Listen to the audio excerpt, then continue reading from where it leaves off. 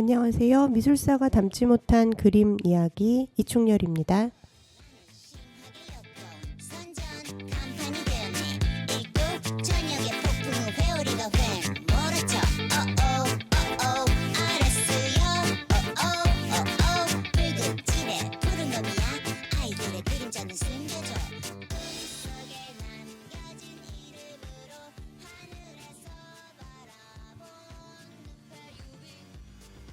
안녕하세요. 미술사가 담지 못한 그림 이야기 72번째 시간이 되었습니다. 지난주에 이어서 린다 노클린의 왜 위대한 여성 미술가는 없었는가 책을 읽으면서 함께 이야기를 나누려고 하는데요. 오늘의 아티스트를 먼저 소개를 해드려야 되겠네요. 오늘은 72번째 시간이기 때문에 22번째 시간의 아티스트였던 김완선님의 곡을 들으면서 하려고 합니다. 김완선님의 출연은 정말 한국 사회에 충격을 주었던 것 같아요. 저는 아주 어린 때였는데 사실 잘 기억은 안 나지만 너무 멋있었던 것 같아요. 그런 도발적인 아티스트를 어렸을 때부터 좋아했던 것 같은데요. 김완선님의 노래 중에 첫 곡으로 들어오실 곡은 김완선님이 데뷔하신 곡 바로 오늘 밤입니다. 들려드릴게요.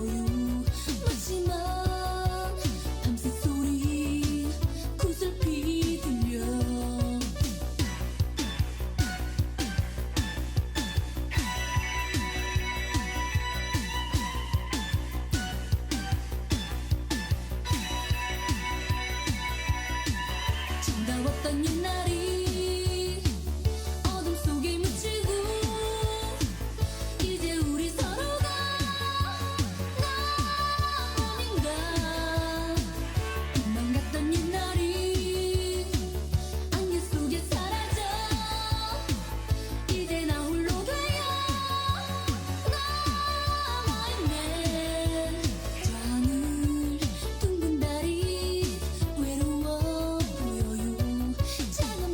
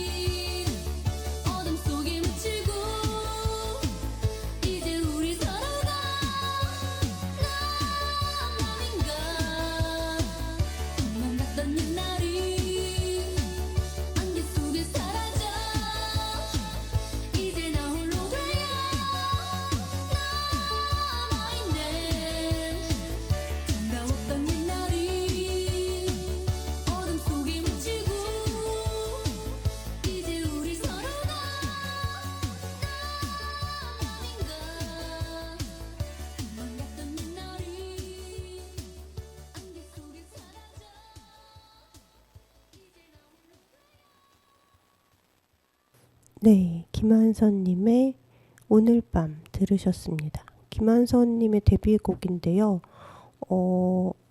17살에 고1 때 데뷔를 한 곡이고요. 이 곡은 산울림의 그 김창완 씨가 아니라 김창완 씨의 동생인 김창훈 씨가 만든 곡입니다. 그러니까 김한선님의 음악들이 되게 음악성이 높다라고 해야 되나? 음악성이 좋다? 좋은 곡들이 많은데요.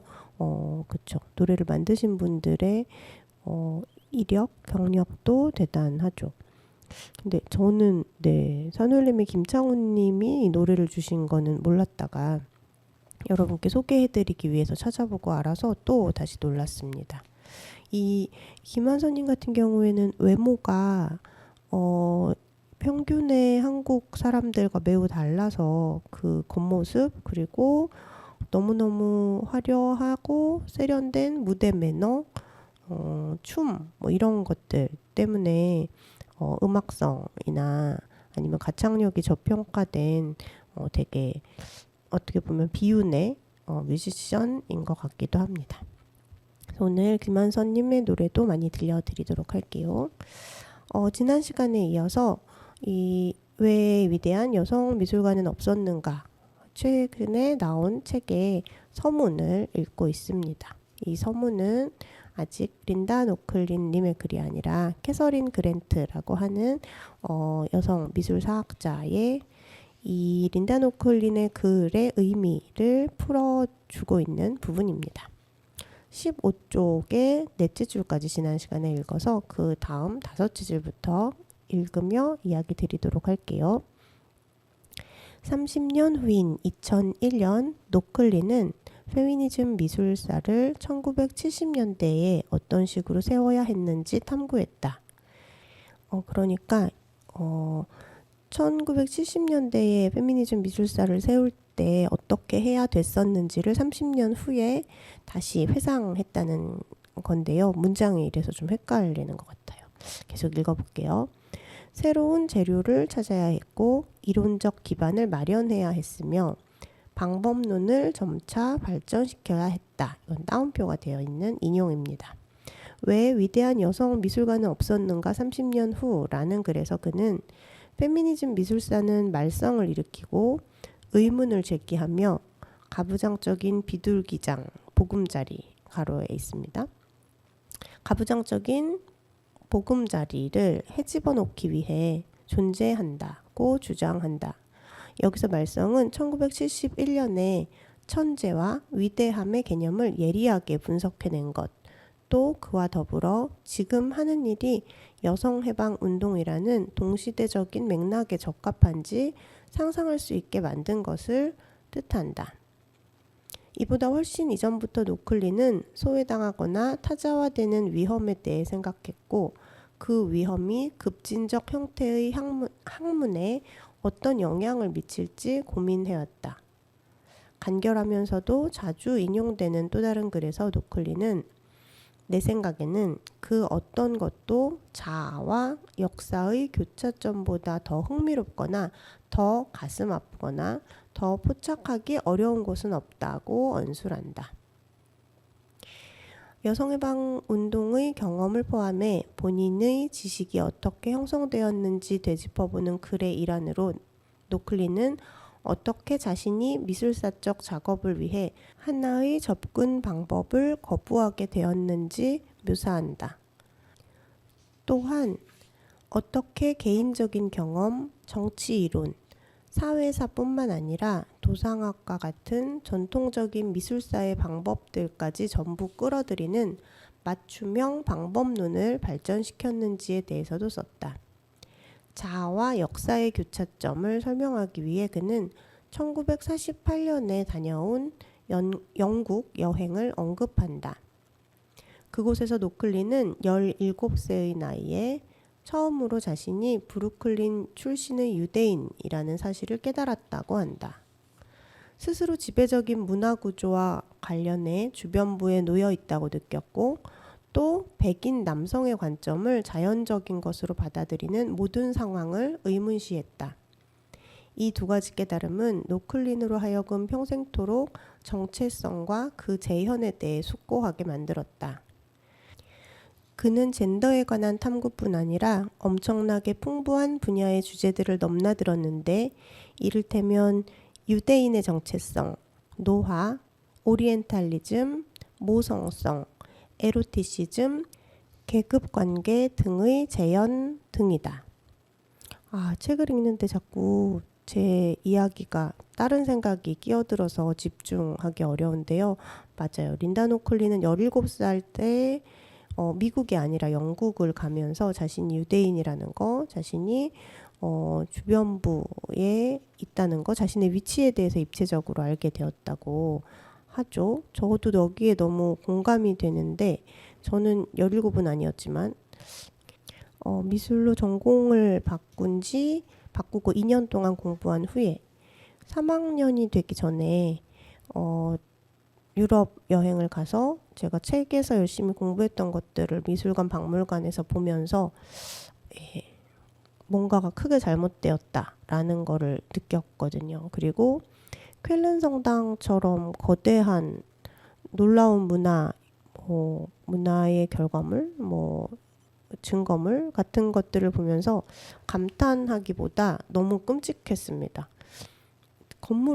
교회를 굳이 저렇게 많은 공을 들여서 만들 필요가 있을까? 엄청 커다란 규모의 교회인데 쾰른 성당이 외벽이 다 조각으로 빼곡하거든요. 그걸 보면서 저걸 만든 사람들이 얼마나 많이 다치고 떨어져 죽었을까? 밥은 제대로 먹었을까? 정말 노동착취의 집약물이다. 그러니까 놀라운 예술작품이다가 아니라 노동착취의 집약물이다라는 생각이 들면서 저도 이제 저의 정체성이나 위치성이나 저의 가치관 같은 것들을 확인하게 됐던 것 같은데 린다 노클린도 그랬다는 거죠. 더 일찍. 계속 읽어볼게요. 노클린의 글에서 다룬 주제들의 범위를 보면 저자가 페미니즘에 대해 교차적으로 접근했다는 것을 알 수 있다. 이 접근 방식은 사실 출판 50년 후인 지금에 이르러 더욱 요구되는 상황이다. 1970년대 초반부터 논의가 진행되어 온 인종, 계급, 민족, 섹슈얼리티의 주제는 여전히 페미니즘 정치학과 미술사에서 더 연구될 필요가 있다. 노클린의 1971년 글의 제목은 왜 위대한 트랜스 미술가는 없었는가? 라고 묻는 엘리자 스타인복의 최근 글에서처럼 종종 용도가 변경되어 쓰이곤 한다. 1970년대의 노클린과 폴록 그리고 페미니즘 미술 분야에서 선구적 역할을 했던 연구자들은 수십 년 동안 전시되지 않았던 여성 화가들의 작품을 찾으러 상업화랑이나 미술관을 부지런히 돌아다녔다고 한다. 이는 유색인종 미술가들의 숨어있는 작품을 발굴을 한 최근의 작업들과 평행선상에 있다. 가령 최근 영국에서는 흑인 미술가와 모더니즘이라는 프로젝트에서 데이터베이스를 만들면서 공공 소장품에 흑인 미술가들의 미술품이 있는지 샅샅이 찾아보았다. 페미니즘 미술사에 대한 최근의 출판물을 살펴보면 전 지구적이고 초국가적인 관점들의 범주를 볼 수 있다. 물론 그런 관점들이 확고한 입장을 가지기엔 아직 역부족일 것이다. 지금 확실하게 자리 잡은 것은 페미니즘 미술사학자와 미술가들로 이루어진 강한 공동체로 이들은 1970년대에 시작된 미술사 비평의 유산을 기반으로 한다. 네, 이 부분에서 되게 부럽네요. 페미니즘 미술사학자와 미술가들이 강한 공동체를 이루고 있다라고 하는 것은 그쵸, 서구의 이야기니까요. 네, 계속 읽어볼게요. 마지막으로 페미니즘 공동체에 초점을 맞추면서 이 글을 마무리하고자 한다. 여기에 실린 린다 노클린의 글 두 편은 모두 자신의 글을 가능하게 만든 공동체들의 중요성을 강조한다. 게다가 특정 목적을 가진 역사학자의 추억에서 그는 1969년 베서 칼리지에서 강의했던 첫 번째 여성과 미술 세미나를 떠올리면서 그 그 수업을 준비하는 동안에 1971년 그를 위한 기초 자료를 많이 얻었다고 밝혔다. 그는 자신을 포함해 수업에 참여한 학부생들을 헌신적인 원조 페미니즘 연구원 집단이라 일컬으며 이 집단이 어떻게 발명가와 탐험가로서의 역할을 했는지에 대해 이렇게 묘사했다. 그들은 가설과 개념을 찾아낸 발명가들이었고 발견되지 않은 문헌 자료들의 광활한 바닷속으로 항해하고 여성 미술과 여성 재현이라는 지하 속으로 흐르는 강과 물줄기들을 일일이 따라가는 탐험가들이었다. 방금께 따옴표된 문장입니다. 여기에 수록된 2001년 글에서 노클리는 계속해서 페미니즘 미술사를 만들어 온 학자 공동체를 우리라고 부르며 경의를 표한다. 우리는 명목상 한 사람의 최고 권위자를 두는 대신에 따옴표 공동체로서 우리 분야의 담론과 생산 방식을 바꾸는 일을 함께했다. 따옴표는 의미다. 또한 그는 남성적인 과장된 행동은 미술, 정치, 문화에서 계속 나타나며 오늘날에도 여전히 존재하고 있다고 경고한다. 이런 상황에서 50년이 지난 지금까지도 원조 페미니즘 연구원 집단의 중요성을 강조한 노클린의 설명은 여전히 유효하다. 페미니즘 미술사를 쓰고 페미니즘 미술을 만드는 지속적이고 다양하며 교차적이고 진화해가는 각종 프로젝트에 전념하는 우리 모두를 위해서 우리는 계속해서 스스로를 발명가와 탐험가로 보아야 하고 말썽을 일으키는 질문들을 꾸준히 포용해야 한다. 로 캐서린 그랜트의 글이 맞춰졌습니다. 네, 말썽을 일으키는 질문들을 포용해야 한다. 꾸준히. 요 마지막 문장이 저에게 크게 와닿네요. 그러면 김한선님의 노래를 듣고 와서 드디어 린다 노클린이 쓴 원 글을 읽어보도록 할게요. 물론 영어는 아니지만요. 이번에 들으실 곡은 나 홀로 뜰 앞에서입니다. 들려드릴게요.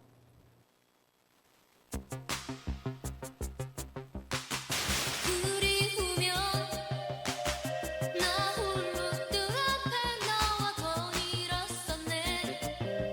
아름답게 피어난 꽃을 바라보며 옛일을 생각하네.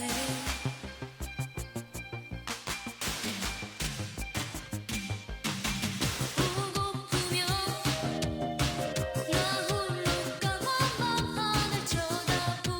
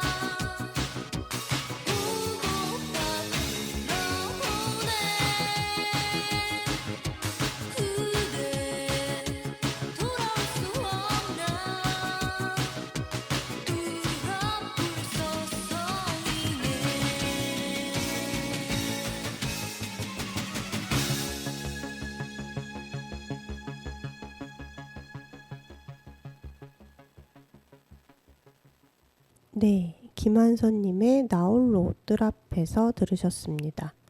이 노래는 김한선님이 18살 때 부른 노래고요. 2집인데 역시 산울림의 김창훈님이 주신 곡이네요.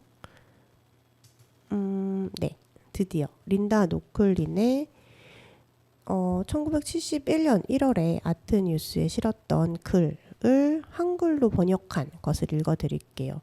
그러니까 그쵸, 매번 느끼는데 이 대부분 영어로 된 것을 한국말로 번역해서 받아들이다 보니까 어려움이 많습니다.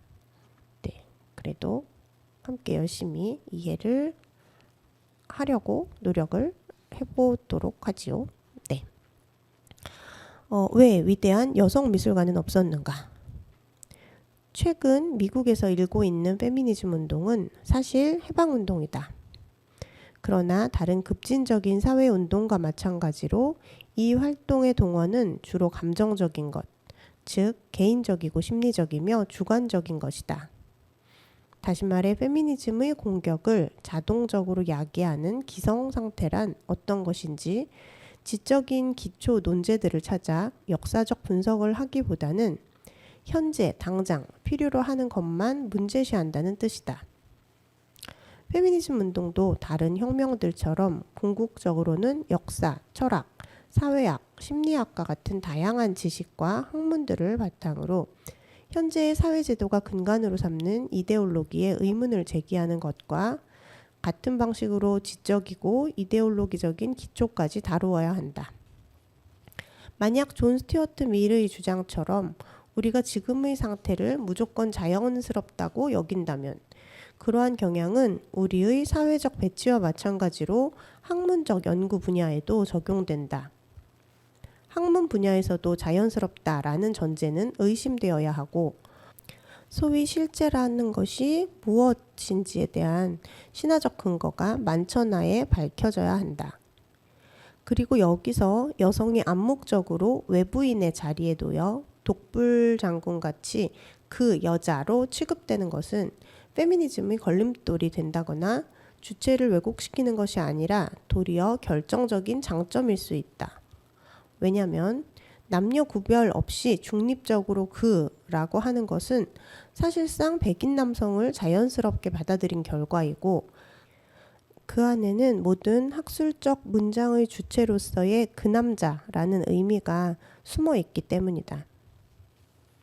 미술사 분야에서 무의식적으로 미술사학자의 정통 관점으로 받아들여진 백인 서구 남성의 관점은 도덕적으로나 윤리적인 근거 또는 엘리트적 입장을 취하기 때문만이 아니라 순수하게 지적인 차원에서 봐도 그 관점이 부적절하다고 판명되었다. 학교에서 가르치는 미술사 및 일반 역사의 상당 부분이 오류였다는 것을 입증하기 위해 페미니즘 비평은 메타 역사 가로 열고 개별 역사를 넘어서서 역사를 조망하는 것 가로 닫고에 대한 무지를 까발리는 동시에 새로운 개념을 과시하기도 한다. 이는 역사적 조사 연구에서 학문적으로 인정되지 않는 가치 체계가 있는가 하면 조화롭지 않게 툭 불거진 주제도 있다는 사실을 설명하는 것이다. 모든 학문 분야가 점차 외부의 시선을 의식하게 되고 분야마다 사용하는 언어와 구조가 가시화되면서 학문들이 기반으로 삼는 전제 조건이 어떤 본성을 가지고 있는지 누구라도 알 수 있게 된 시대에 어떤 것을 자연스럽다고 무비판적으로 받아들이는 것은 치명적일 수 있다.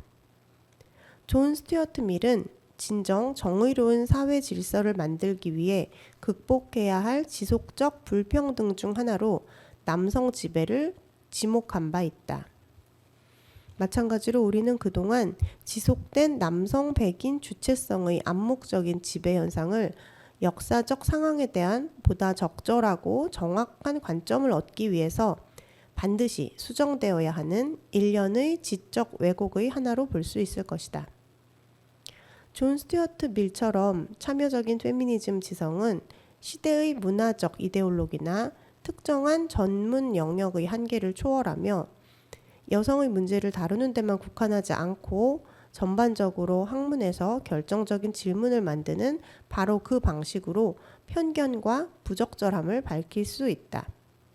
그럼으로써 소위 여성 문제가 소수를 위한 주변적이고 비웃음을 살 만한 지엽적인 하위 논쟁이 권위를 인정받은 진지한 학문에 접목된 것이라는 오해를 피할 수 있다. 오히려 여성 문제야말로 본질적이고 자연스러운 가설들을 탐구하는 촉매제이자 지적 도구이다. 그렇기 때문에 다른 종류의 내적 문제들을 이해할 패러다임을 제공하는 것은 물론이고 급진적 접근을 통해 수립된 타 분야의 패러다임들과 연결고리를 만들 수 있는 것이다. 왜 위대한 여성 미술가는 없었는가는 간단한 질문이지만 적절하게 대답만 한다면 일종의 연쇄 반응을 일으켜 한 분야에서 기정사실로 받아들여지는 가설들은 물론이고 더 나아가 역사, 사회과학, 심지어 심리학과 문학 분야까지 포괄을 할 수 있을 것이다.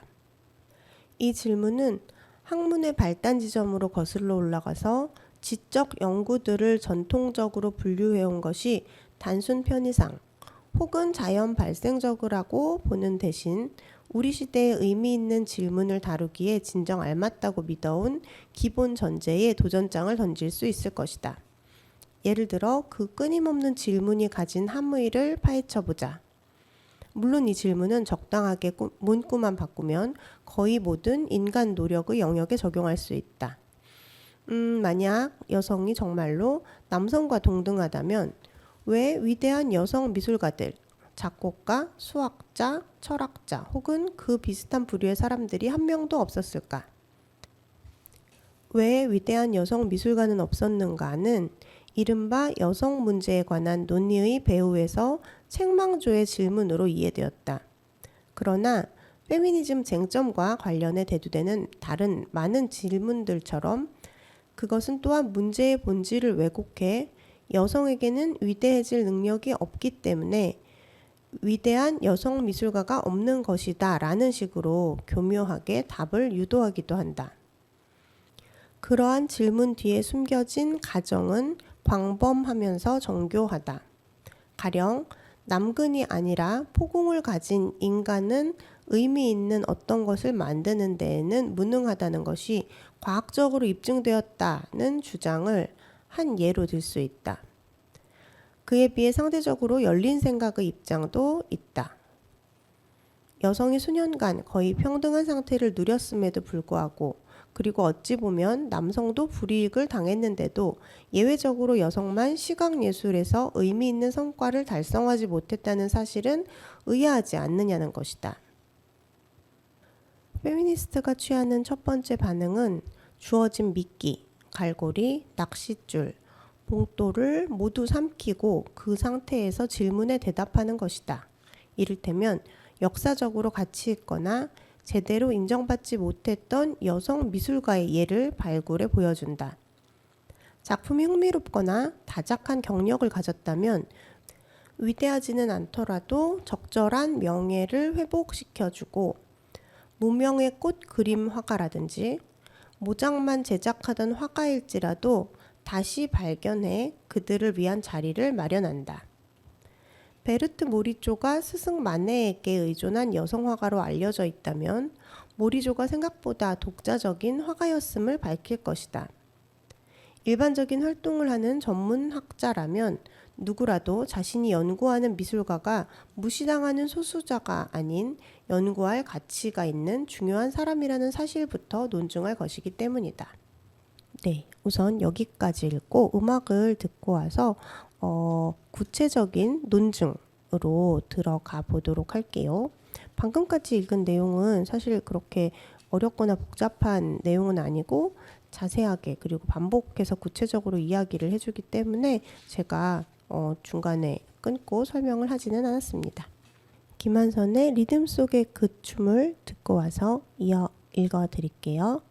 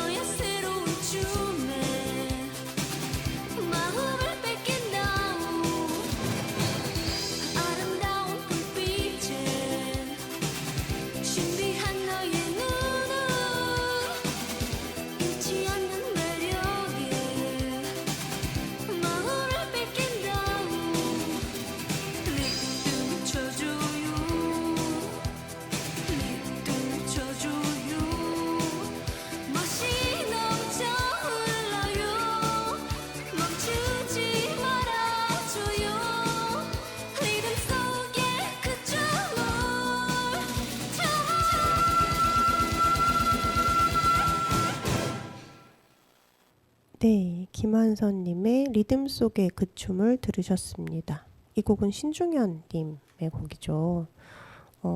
네, 보통은 신중현님의 곡이기 때문인지 이 곡부터 김한선님의 어떤 음악성을 나중에 다시 평가하는데 근거로 많이 사용하는데 앞에 들려진 두 곡도 선울님의 김창훈님의 곡이라는 것. 그 김한선님도 생각해보니까 이제 오히려 그 당시보다는 나중에 다시 재평가된 뮤지션이기도 한 것 같네요.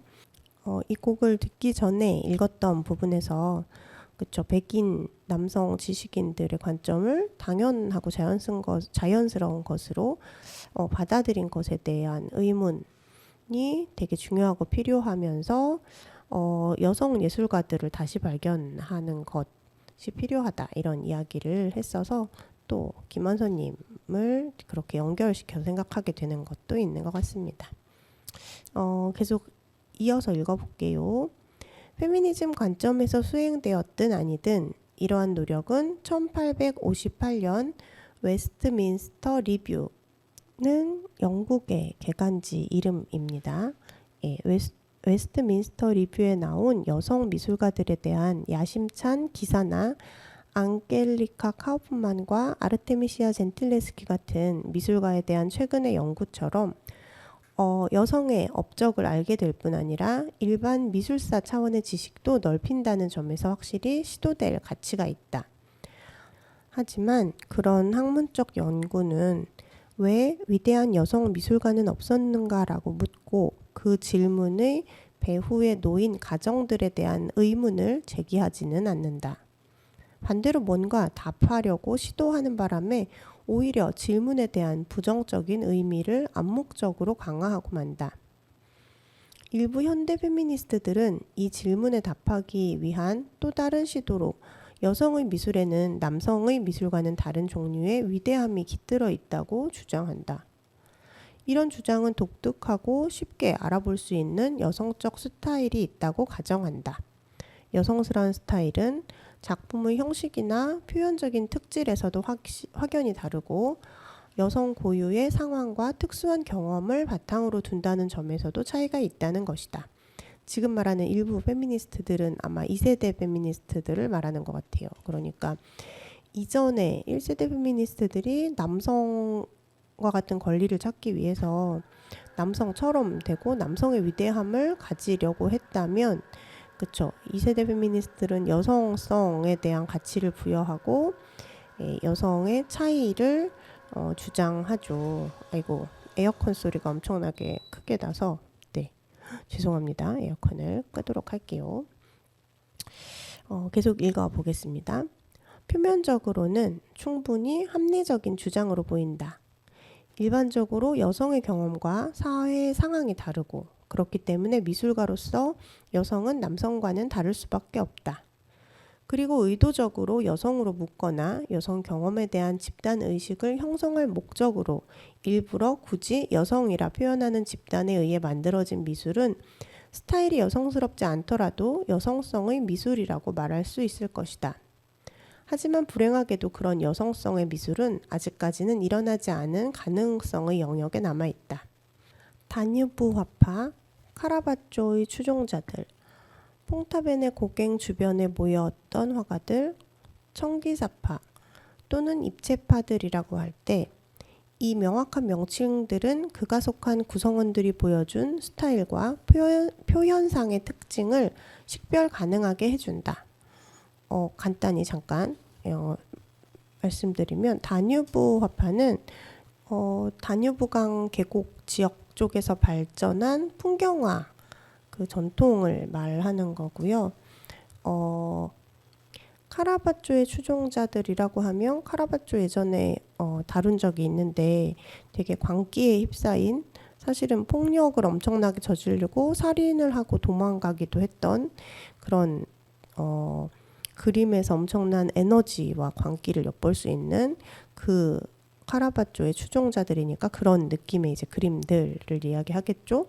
퐁타벤의 고갱 주변에 모였던 화가들은 고갱처럼 이제 오리엔탈리즘을 듬뿍듬뿍 담고 막 IT 해변에 가서 다른 아시아 국가에 가서 여성들을 마구마구 대상화에 그리면서 그것이 무슨 인류의 최초의 근원적인 어쩌고 저쩌고 했던 그런 사람들을 말하는 것 같고요.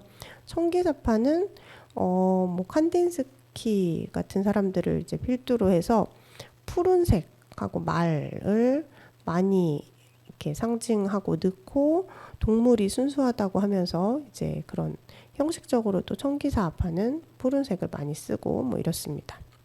입체파도 뭐 다양한 시점에서 보이는 것들을 한 화면에 넣는 그런 식으로 스타일하고 표현이 딱 특징이 있는 거죠. 계속 읽어갈게요. 하지만 일반적으로 여성성이라는 공통적인 자질로 여성 미술가들의 스타일을 모두 연결하지는 못한다. 그 점은 여성 문필가의 경우도 해당하는데 메리 엘먼이 여성에 대한 생각이라는 책에서 이미 밝힌 바 있다. 여성에 대한 생각은 여성 문필가에 대해 가장 손상을 입히고 상호 모순적인 사고를 표방했던 남성 비평계의 진부함을 훌륭하게 반박한 책이다. 읽어보고 싶네요. 아르테미시아 젠틸레스키, 엘리자베트 비제르브렁, 앙겔리카 카우프만, 로자 보네르, 베르트 모리조, 수잔 발라동, 캐티 콜비츠, 바버라 헤버스, 조지아 오키프, 조피 토이브아르프, 헬렌 프랑컨탈러, 브리짓 라일리, 리 본테쿠, 루이즈 니벨슨의 어떤 작품도 여성성이라는 미묘한 본질로는 함께 엮을 수 없다. 다 지금 여성 미술가들의 이름을 나열한 겁니다. 설명을 이분들을 드려야 할지 약간 고민이 되는데 간단하게만 얘기하기에는 또 어려움이 있네요. 여기 언급된 미술가들은 이 책을 다 읽고 나서 곧 이어서 다루도록 할게요. 이미 다룬 화가들이 있습니다. 아르테미시아 젠틸리스키나 엘리자베스 비제르브렁이나 앙겔리카 카프만이나 로자 보네르는 한 그림을 다루기도 했고요. 수잔 발라동도 다뤘습니다. 그래도 다시 여기 등장하는 화가들은 다시 쭉 보도록 할게요. 어쨌든 이렇게 다 많은 여성 화가들에게 이 여성성이라는 미묘한 본질로는 함께 엮을 수 없다. 사포, 마리 드 프랑스, 제인 오스틴, 에밀리 브론테, 조르주 상드, 조지 엘리엇, 버지니아 울프, 거트루스 스타인, 아나이스닌, 에밀리 디킨스, 실비아 플라스, 수잔 손텍의 경우도 마찬가지다. 이 모든 경우 여성 미술가나 문필가는 여성이라는 이유로 묶이기보다는 차라리 그들과 동시대에 살았던 다른 미술가나 문필가의 삶과 비교해야 유사한 점을 발견할 수 있다.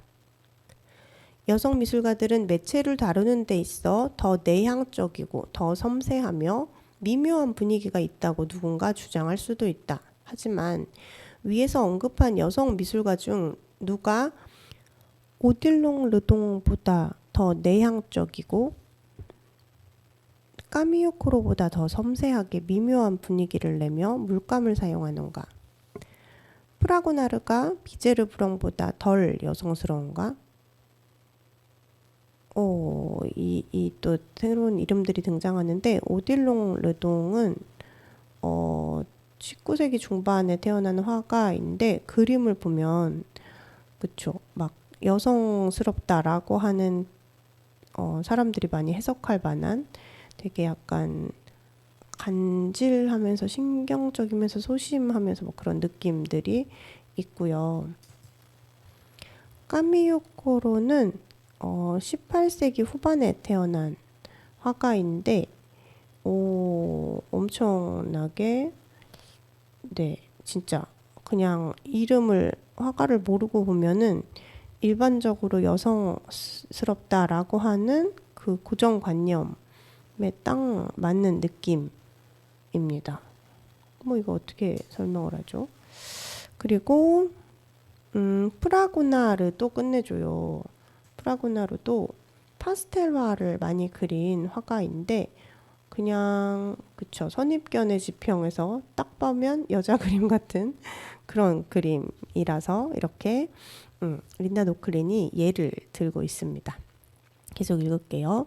만약 남성스러움과 여성스러움이라는 오직 두 가지 차원의 관점으로만 평가해야 한다면 18세기 프랑스의 로코코 양식 전체를 여성스러운 것으로 봐야 하지 않을까? 분명한 점은 호사스러움, 섬세함, 그리고 고귀함을 여성스러운 스타일의 전형적 특징으로 여긴다면 로자 보네르의 말시장에는 연약한 느낌이 없고 헬렌 프랑켄탈러의 거대한 캔버스에는 앙증맞거나 내성적인 느낌이 전혀 없다는 것이다. 만약 여성이 모리조나 메리커세처럼 가정생활이나 아이들의 모습에 눈길을 주었다면 얀 스테인, 샤르댕, 그리고 인상주의의 르누아르나 모네도 다를 바 없다. 특정 영역의 주제를 선택하거나 또는 특정 주제에 국한된다고 해서 그것을 작품의 스타일과 동일시해서는 안 되며 전형적으로 여성스러운 스타일이라고 말해서도 안 된다. 여성성이란 무엇인가에 대한 페미니즘적 개념이 잘못되어 있다기보다는 예술이란 무엇인가에 대해 일반 대중이 공유하고 있는 생각이 잘못되어 있다는 것이 문제다. 한 개인이 자기 감정상의 경험을 직접적으로 표현하고 사적인 삶을 시각적인 용어로 바꾸는 과정이 곧 예술이라는 순진한 생각 말이다. 예술은 대부분 그렇지 않을 뿐더러 위대한 예술은 더욱 그렇지 않다. 예술은 형태라고 하는 자기 일관성 있는 언어로 만들어진다. 이때 형태는 일시적으로 규정되는 관습이나 계획, 그리고 표기 체제로부터 자유롭기도 하고 또 어느 정도는 의존하기도 하는데 분명한 것은 학교 교육이나 도제식 교습 또는 독학으로 오래도록 실험하는 과정을 거쳐 습득하고 탐구되어야 한다는 것이다. 예술 언어는 그야말로 물질적인 캔버스나 종이, 돌이나 점토, 플라스틱이나 금속 위에 입힌 물감과 선으로 구현된다. 결국 사적인 상상이나 비밀스러운 속삭임이 아니다. 이 문제의 핵심은 물론 흥미롭고 매우 훌륭한 여성 미술가들이 충분히 연구되지도 못하고 제대로 인정받지도 못했지만 그 점을 차치하고도 정말 위대한 여성 미술가들은 없었다는 점이다. 우리가 아무리 원한다 해도 리투아니아 출신의 훌륭한 재즈 피아니스트도 없고 에스키모 출신으로 이름을 날린 테니스 선수도 없지 않는가. 유감스럽게도 아무리 역사적 혹은 중대한 증거를 조작한다 해도 무엇 하나 바뀌지 않을 것이고 남성 우월주의자들이 역사를 왜곡했다고 비난한다 해도 상황이 달라지지 않는다. 자매들이여 사실을 직시해보자. 여자들 중에는 물론 흑인 미국인들도 마찬가지겠지만 미켈란젤로도 렘블란트도 없고 들라크루아, 세잔, 피카소, 마티스 그리고 좀 더 최근으로 와서 더 드크닝이라든지 워홀과 비교될 만한 인물이 없다. 만약 정말로 밝혀지지 않은 위대한 여성 미술가들이 많이 존재했다면 혹은 남성 미술과 여성 미술을 보는 서로 다른 기준이 있어야 한다면 둘 다 취할 수는 없다가 괄호 안에 있고요. 페미니즘은 무엇을 위해 싸우고 있을까? 만약 실제로 여성이 미술 분야에서 남성과 동등한 지위를 얻었다면 지금 이대로의 상태도 나쁘지 않을 것이다.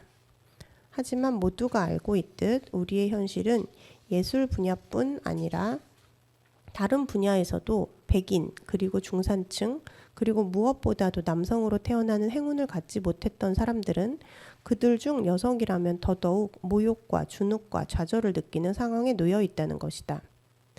형제들이여 잘못은 별들에게 있는 것도 아니고 호르몬, 월경주기 또는 우리 내부의 빈 공간에 있는 것도 아니다. 잘못된 것은 제도와 교육인데 여기에서 교육이란 사람이 의미 있는 상징과 기호체계 그리고 신호의 세계로 들어가는 순간부터 사람에게 발생할 수 있는 모든 경우를 망라한다. 과학, 정치학, 예술 등은 백인 남성이 특권을 누리는 분야다. 그들이 여성이나 흑인에 비해 성공할 확률이 압도적으로 높은 것을 고려한다면 여성과 흑인이 낸 순수하게 뛰어난 성과는 사실 기적에 가깝다. 여기까지 오늘은 읽을게요. 다시 간단하게 요약한다면 왜 위대한 여성 미술가는 없었는가 라는 질문은 사실은 있었는데 외면했다. 뭐 이런 단순한 게 아니라 대체 이 위대함에 도달할 수 있는 상황, 기회가 누구에게 있었는지, 그리고 그 위대함이라는 기준은 대체 무엇에 의한 것인지에 대한 근본적인 질문이 되어야 한다라는 것이고요. 또 중요하게 언급했던 거는 그쵸, 여성성, 남성성이라고 하는 것은 그렇게 쉽게 나눌 수 있는 것이 아니라 되게 임의적인 것이다라고 하는 걸 구체적인 화가들과 또 문필가들을 언급하면서 이야기를 했습니다. 지금까지가 32쪽 11제줄인데요. 다시 확인을 하자면 왜 위대한 여성 미술가는 없었는가라고 하는 린다 노클린의 1971년 아트뉴스에 실은 글을 50년이 지나서 다시